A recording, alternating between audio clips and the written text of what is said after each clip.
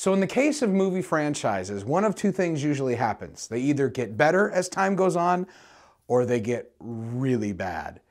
Hey, I'm Travis with reviewsfortherestofus.com, and this week we're talking about the 7th installment in the Fast and Furious movies, Furious 7.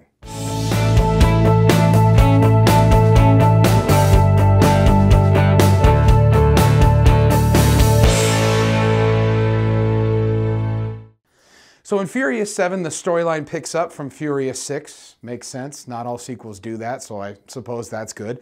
Where Dom, played by Vin Diesel, and his crew, he calls it, are picking up the pieces. They've gone back home, and they think everything is pretty much said and done from their experience in Tokyo.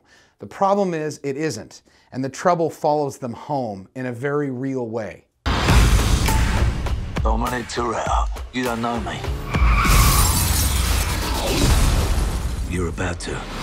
Looks like the sons of London have followed us home. Remember Owen Shaw? This is his big bad brother. We're being hunted. One last ride. So on reviewsfortherestofus.com, our movie reviews are by movie fans for movie fans. So what that means is we talk about the three big things we think normal movie fans care about, which is how is this movie anyway?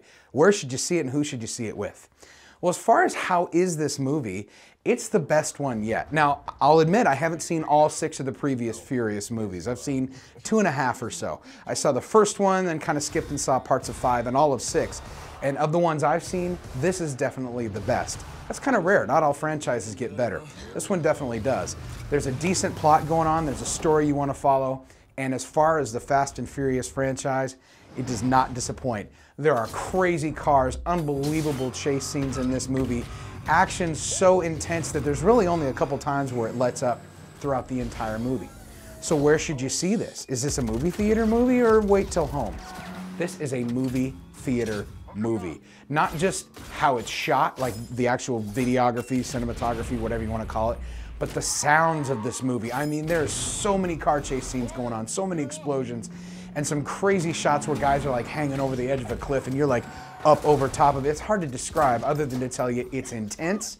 And if you're queasy, yeah, those parts might make you a little bit uneasy. So I'm just kind of giving you a heads up on that. But it is a movie worth seeing in the theater for sure. But who should you see it with? Listen, an interesting one because it's rated PG-13, and frankly, I don't agree with that rating. Now, I understand they got under the radar because they didn't drop F-bombs and there's no nudity, but this movie, they're all kind of this way, but this one in particular seems hypersexualized. There are so many scantily clad women in this movie.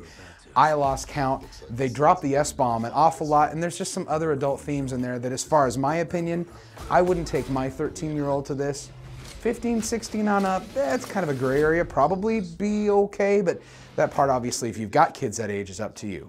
Otherwise, fantastic action movie for date night, guys, girls night, or just for a group of whoever that wants to go out and enjoys really great high action movies. Furious 7 will not disappoint.